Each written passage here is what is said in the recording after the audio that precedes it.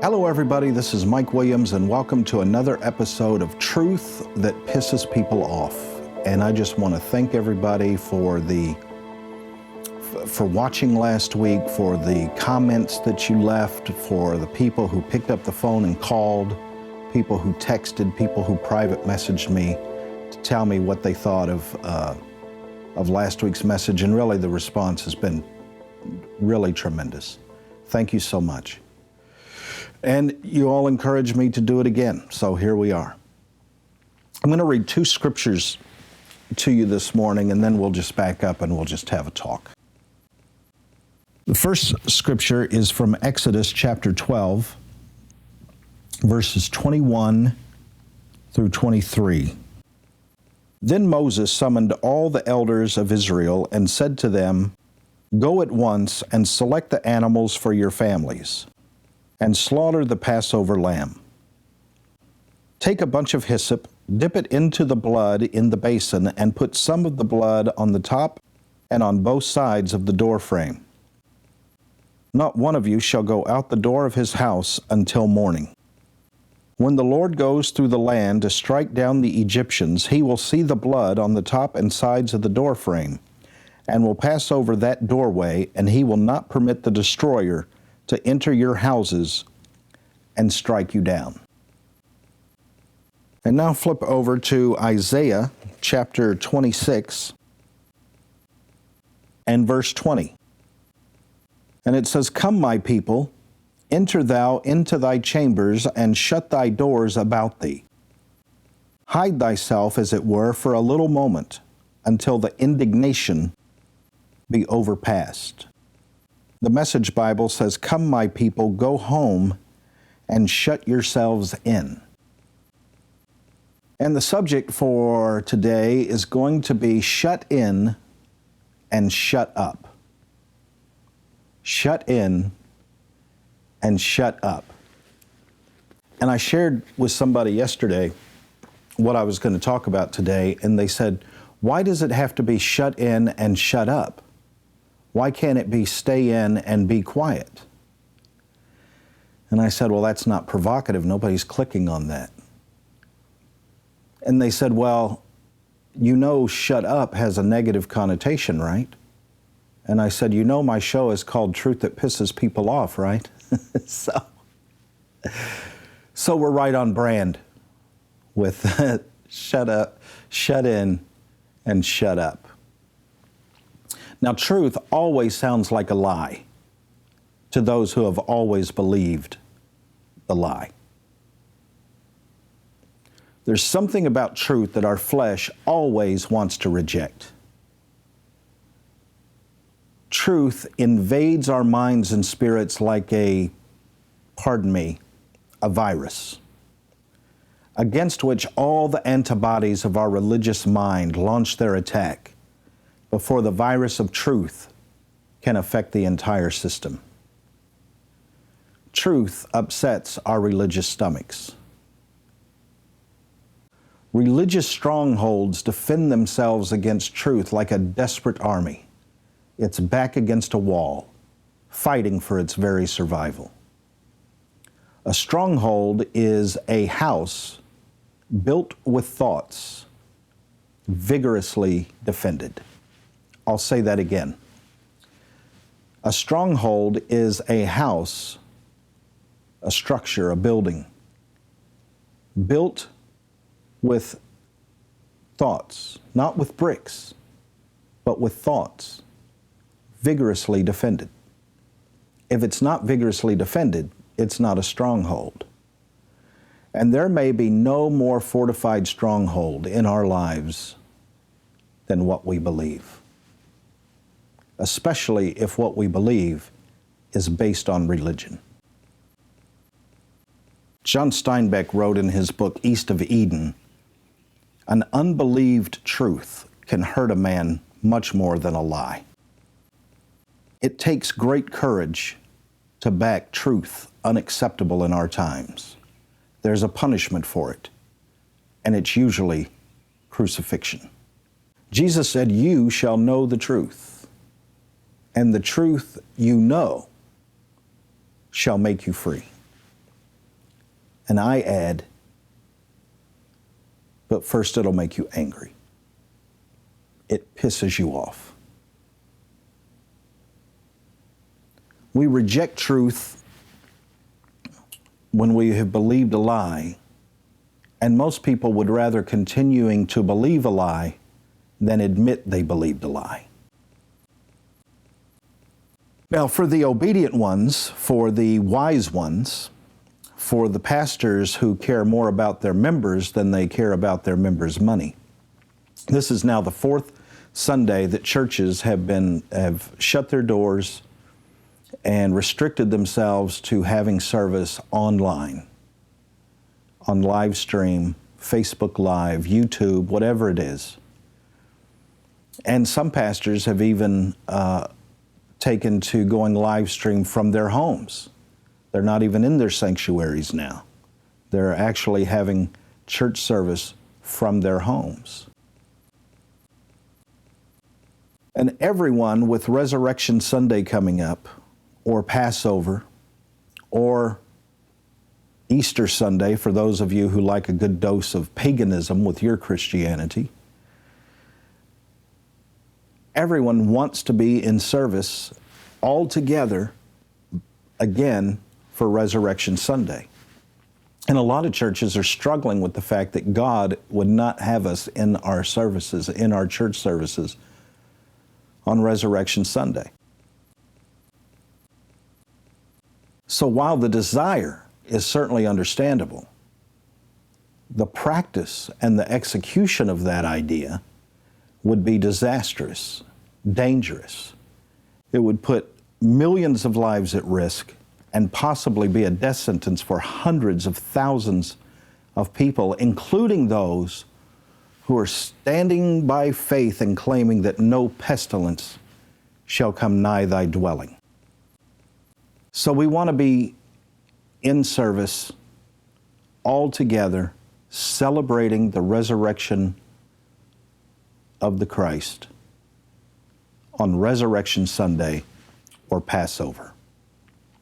But let me share with you again what we read earlier, because what we read earlier was the very first Passover.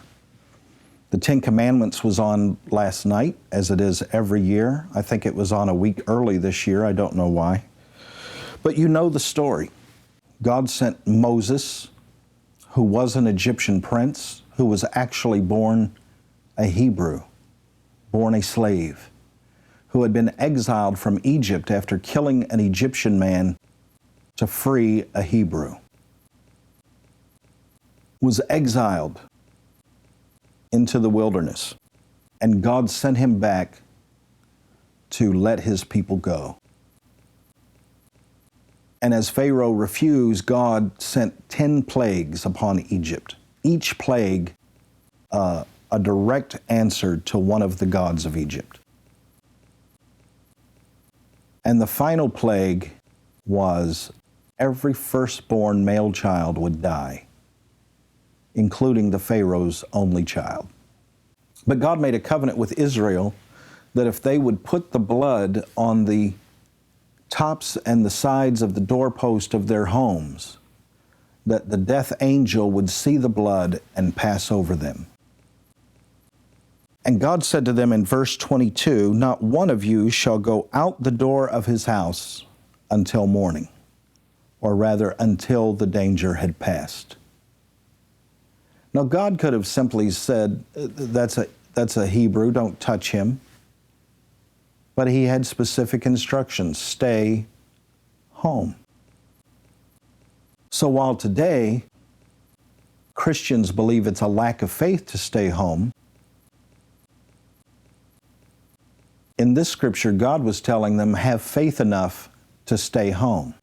No matter what you hear outside, no matter how loud the screaming from people dying and mothers crying over the deaths of their sons, no matter what you hear, no matter what happens, have the faith to stay home, shut your door, don't open that door, and do not leave your house until the danger has passed. For a lot of pastors, having their members come to service is not an act of faith, it's a lack of faith. Because they want that offering. And that's just the simple truth. Now, the problem is, you're still able to have service. Nobody is stopping you from having service. You can have it online. You can roll over. You don't have to put on your church clothes. You don't have to brush your teeth. You can simply roll over, hit the laptop, and watch and even participate in the church service right there from the comfort of your home and from the safety of your home. But churches, pastors want that offering. And nothing is stopping you from giving. Nothing's stopping the pastor from taking an offering and you giving online on your credit card, you paying with Cash App, PayPal, Venmo, any number of apps that are available for you to give. None of that has to stop.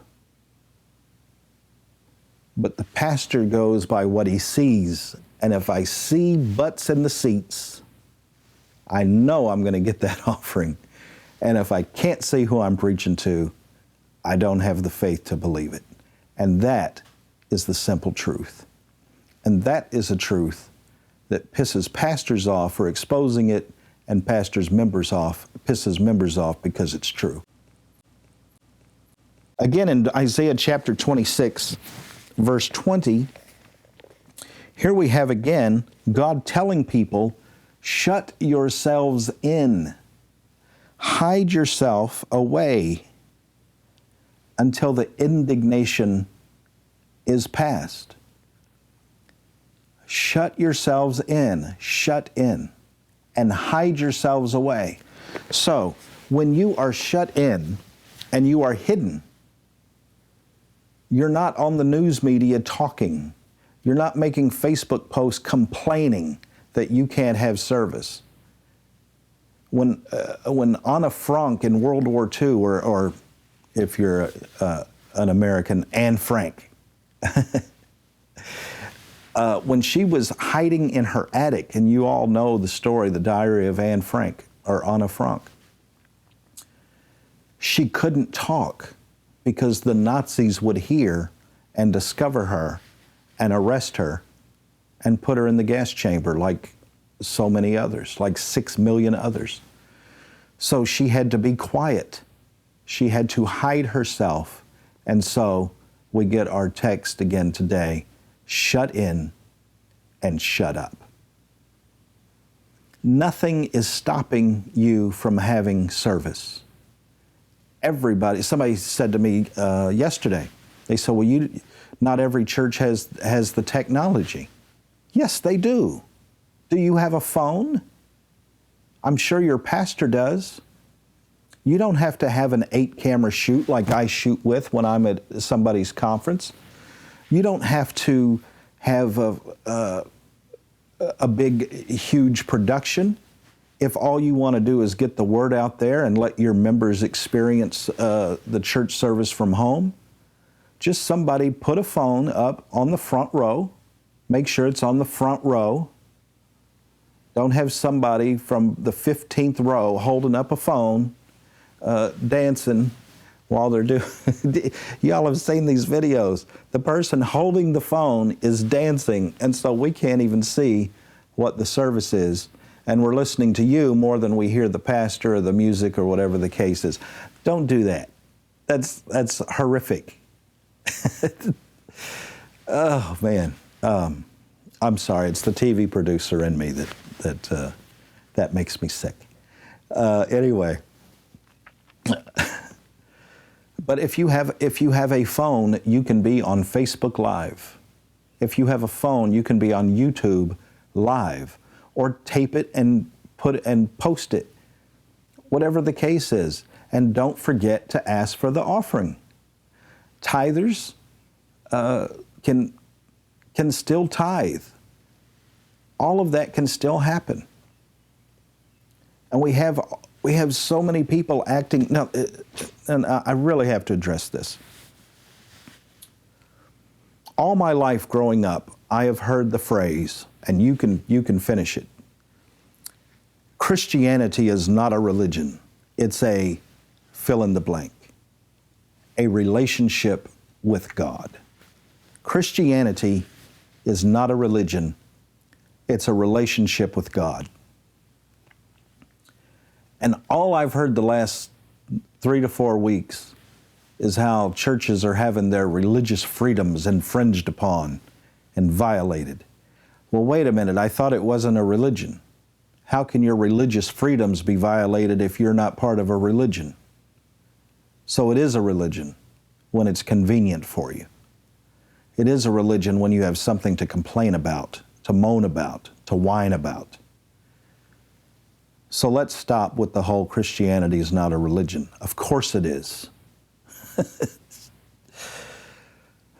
Somebody said to me 2 days ago, oh, it's easy for you to want churches closed because you hate the church. I don't hate the church. I love the church. I have spent the last 30 years of my life more time in church than I've spent at home. I have traveled all over this country. I have traveled around the world for the purpose of being in church and then bringing those services to you in your homes through various ministers' television programs. I love church. And it's why I am so angry at what so many churches have become. Because the church that Jesus talked about and what our church services are two very different things. First of all, when Jesus talked about, upon this rock I will build my church, He wasn't talking about a religious institution. Jesus was a Jew. Jesus didn't come to establish a new religion. I remember years ago, Megyn Kelly called Jesus the founder of Christianity. Jesus isn't the founder of Christianity. Christianity started after Jesus was dead. He didn't tell Peter, upon this rock I will build my Christianity. He didn't say, I will build my new religion. He said, I will build my church. And so we think Jesus came to set up announcements, praise and worship, offering, message, altar call, dismissal. We think Jesus established that. Jesus didn't establish that. That's not what they were doing back then. When Jesus said, I will build my church, the church was not even a religious term. It was actually a governmental term in Greece. The church was an assembly of elders who got together, assembled, to get the mind of the king and to debate policy. And of course, the Jews at that time, Paul, the New Testament was written in Koine Greek. Even though Paul was Jewish, living in Rome, but the Greeks were very prevalent at the time, and Greek influence and Greek thought. And a big part of Christianity comes from Greek philosophy, even some Greek mythology. But we'll save that for another day. But they were very aware of the Greek customs at the time. So when Jesus said, I will build my church, they knew what He was talking about. In fact, I don't even believe the way we quote it is the way Jesus said it. I don't think Jesus said, upon this rock I will build my church. I think Jesus said, you know what church is, and upon this rock of revelation, Peter, I will build my church. I will build my assembly for you to get the mind of the king and debate policy. I mentioned last week that 1,500 churches a month are closing their doors. And they haven't walked away from Jesus. They have walked away from an institution that they find no longer represents Jesus. Some of the same Christians complaining about not being able to go to church, and some of the same pastors complaining about not being able to hold service in their church building, are the same people that we used to hear say, this building is not the church, we are the church. Well, if you are the church and now you can no longer be in the building, has that stopped you from being the church? Or has it forced you to realize and re-examine what the church actually is? Those same people used to talk about the churches without walls. Well, guess what? There are no walls on the internet, except maybe a firewall. Now is your opportunity to be what you've always preached about being, the church without walls. Now is your opportunity to reach people that are not in your congregation.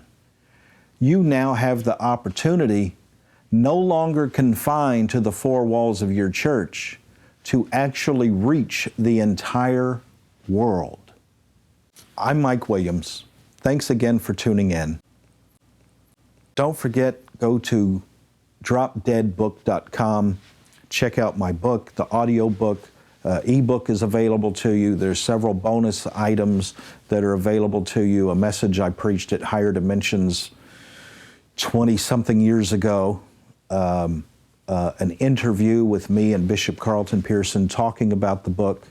An audio series from Bishop Noel Jones. All of that's available to you on the website, dropdeadbook.com. The foreword is written by Bishop Noel Jones. It's a tremendous book. I've read it. It's great. You need to get it. It needs to be in your library, but not just on your shelf, but in your heart and in your spirit. Don't just buy it, but buy it and read it. Thank you very much. And let me just remind you to stay safe, stay strong, and above all, stay home. We'll see you again next time.